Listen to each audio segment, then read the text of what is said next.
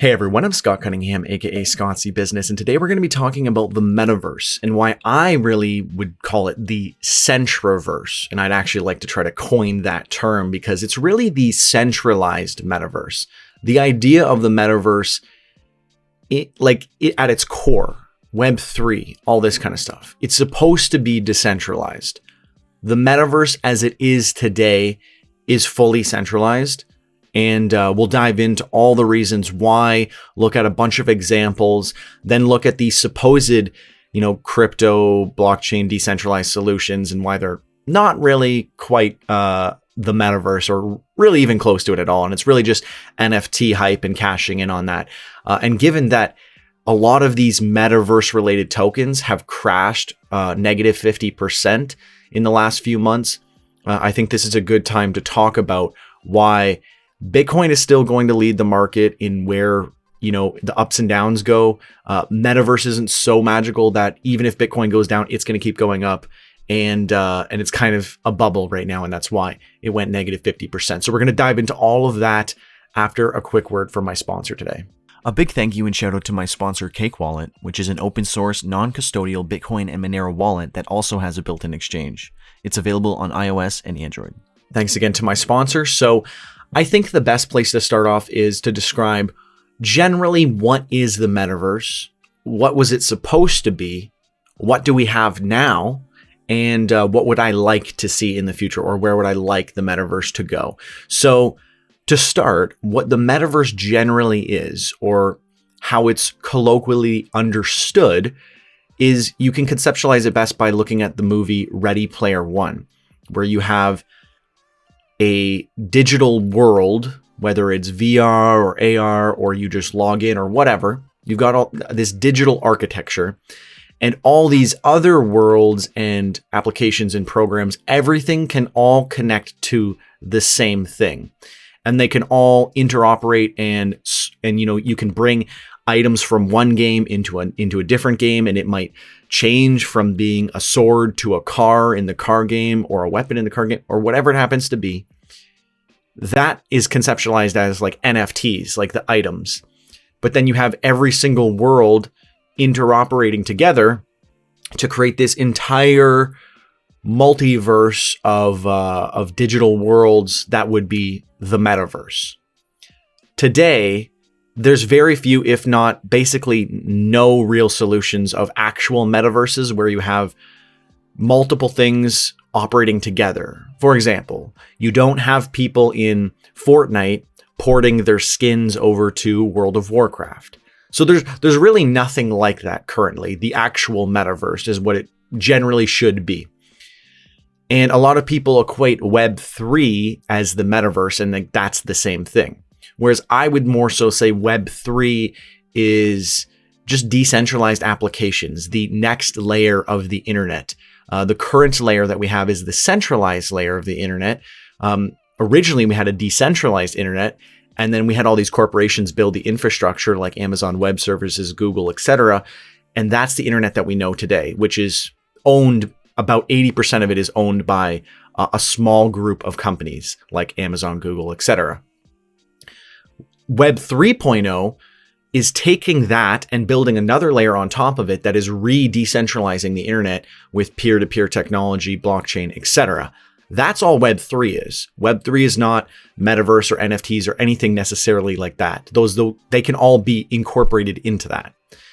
Again, though, the current situation that we have for the metaverse is centralized. Like 99%. I call it the Centraverse. What we want is a Decentraverse, not just a metaverse, because the metaverse should have been decentralized, or like that's generally what it would have been. But now, because what we know as the metaverse is basically a centralized ecosystem, we have to call it what it really is so people don't get confused. We want a Decentraverse. We have a Centraverse. So going forward, what we have today is the Centraverse. And this is very easily seen because all of the metaverse-like applications that we have in the normal legacy world, like not touching blockchain, everything that we have in that world, like Roblox, Second Life, Fortnite, Minecraft, all these different things, Mii's on Nintendo, Snapchat avatars, all these different things. All of this is the current centralized idea of the metaverse. None of these are really porting from world to world, but they're trying to slowly get there with VR, AR, and bringing things from outside of the game into the game. I think Roblox does the best version of this because you can literally create your own items and port them into the game and then actually use them. So I saw like an LG ad where they had LG laptops in an LG world where there's an LG headquarters, and you can go and you can work on a laptop that is actually, browsing and doing anything that you would be doing. But I mean, it's pointless because you could just do that normally without having to go into the VR world to do that. But I would say that's probably one of the better examples of what the metaverse is kind of going towards. Or like if you look at Second Life, that's been around for a very long time. And the current iteration of the metaverse isn't much better than that, ironically. So for people thinking that this is some new crazy thing, this stuff has been around forever. It's just been casual simulation and immersive, like role-playing gaming. And now people are trying to make it like just an entire thing outside of gaming. So the real issue is like where are we going next? Well, Microsoft cited the metaverse as a reason for buying Activision and Blizzard, and they were talking about cross-platform bans, block lists. This is what I was most concerned about when I saw the original trailer from Mark Zuckerberg about Meta, because my biggest concern was that they want everyone on this system. Everything is ported together. And then if you get banned on one system, you're banned on everything. They're already slowly starting to introduce this. And again, you could say, oh, well, I don't do anything wrong to be banned. Well, as we know, with platforms like Twitter, like YouTube, etc., the rules are arbitrarily applied. They change all the time. They don't always even give you a reason, on and on. And it's getting worse and worse and worse. So there's no reason why we would just assume going forward it's going to get better as they get more control. Absolutely the opposite. With all that being said, now we talk about where is the metaverse within the crypto world, because there's all these metaverse tokens that people are buying into, and recently they all went negative 50% around there. You've got Axel Infinity, Decentraland, Sand, all this stuff, right? But I would argue that, again, maybe that's like 1-2% decentralized and the rest is centralized, because think about it. 99% of the metaverse-esque concept to these games is just the NFTs. But the NFTs themselves are just the NFTs. They don't hold any of the data. Like, you build a little world or whatever, all that stuff that you're doing, your character interacting with all these people, doing all this stuff, your chats, your messages, your friends, all this kind of like online gaming stuff. This is all hosted on normal centralized infrastructure.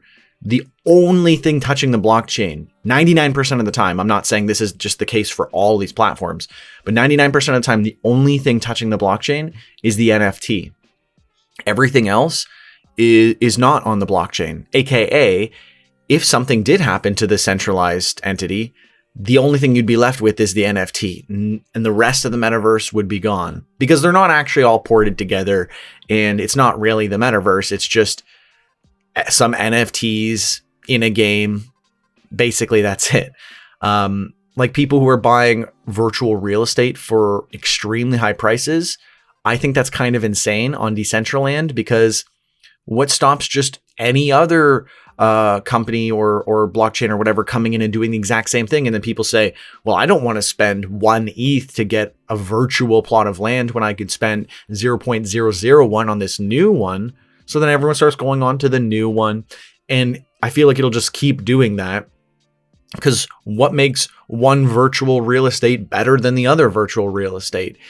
realistically, it's just whatever people are using. And if people don't want to spend insane money, they'll just go on to the next one and then the next one and the next one. And I believe something like that will have like this loop of something like that as we get deeper into the metaverse. But a lot of the things that are metaverse like, or people refer to as metaverse tokens, 99% of it is not metaverse.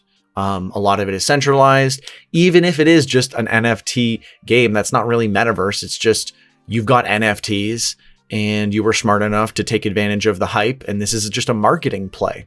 So don't be fooled, and don't go investing in these because you think there's some magic, amazing technology that they're building out. Like, my favorite is Keek VR, CEEK space VR. It's essentially a crypto for buying tickets and stuff for online concerts and performances, etc. Seeing things in the metaverse and experiencing them, it's like, sure, that makes sense as a use case. But the only use case of Keek VR is the currency that is allowed to spend on the tickets, which you could have used any cryptocurrency for. So Keek VR in of itself is pointless. It doesn't actually do anything. It's just simply the cryptocurrency that's being used, which anything could be used to buy the tickets. So a lot of this stuff is just fluff. They're just banking off of the hype. It's not actually related to the metaverse at all. And they're just cashing in, essentially, or I guess cashing out to some degree. So I think what we have right now is like 99% centralized. Anyone who thinks that the metaverse in its current state is, for the people or decentralized or anything like that is fooling themselves. Why do you think all of these massive corporations are all jumping on board now? It's because they've realized that this will give them more control with cross-platform bans and all this kind of stuff, like Microsoft is doing, basically becoming the gatekeeper of the gaming world with the Xbox Game Pass. And you've got all this stuff kind of compiling and leading to a place where we're going to end up with a very centralized metaverse. And I think that's really a tragedy, because the metaverse could have been something really amazing if it was decentralized, and it still can if we are not just trying to cash in and play and do this marketing play. If we're actually genuinely thinking about the technology, etc. I think it's really disingenuous for people like Elon Musk and Jack Dorsey to be saying Web3 and the metaverse are the same, and that they think Web3 is all just run by corporations and it's not very ideal, which makes sense. They agree with me that the metaverse is not really good, and it's just marketing and a lot of hype and corporations cashing in. But they make the grave mistake of conflating that as the same as Web3, because that's kind of writing off all blockchain decentralized applications just in one breath, which is insane. There's amazing applications out there. Hive does a lot of the things that people want the metaverse to be. I think, if anything, and you can see my Hive pillow right there, if anything, Hive is probably the best opportunity that we have to actually start doing something in the metaverse.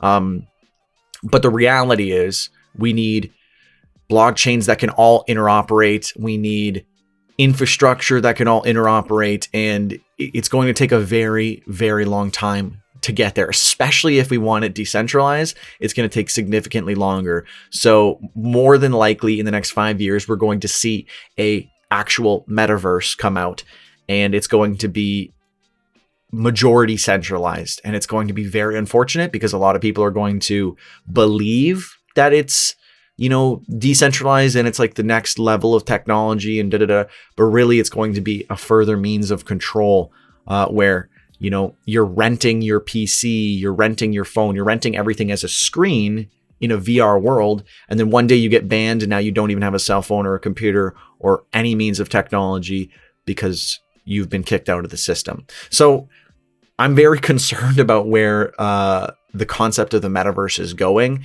and how people are kind of manipulating what it's supposed to be to fit their narrative and just taking advantage of it. Before we end this off, I'm going to share this picture. I think this is a very, very good way to summarize all of this. This is Second Life in 2008. And while I admit it's the graphics aren't that great. Look at the metaverse today. Like, these graphics are only ever so slightly improved after 14 years.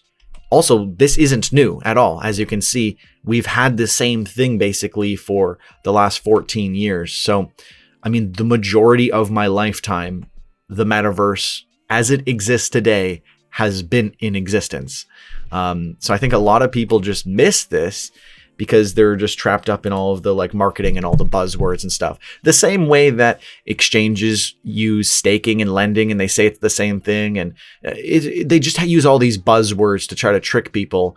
And I think that's kind of what's happening right now. But what do you think? Do you think that that we will see a decentralized metaverse in the future? Do you think I'm wrong about this? Do you agree with the people who are saying otherwise? Do you think Web3 and the metaverse is the same thing? Do you think it was wrong for Elon Musk and Jack Dorsey to be conflating those two?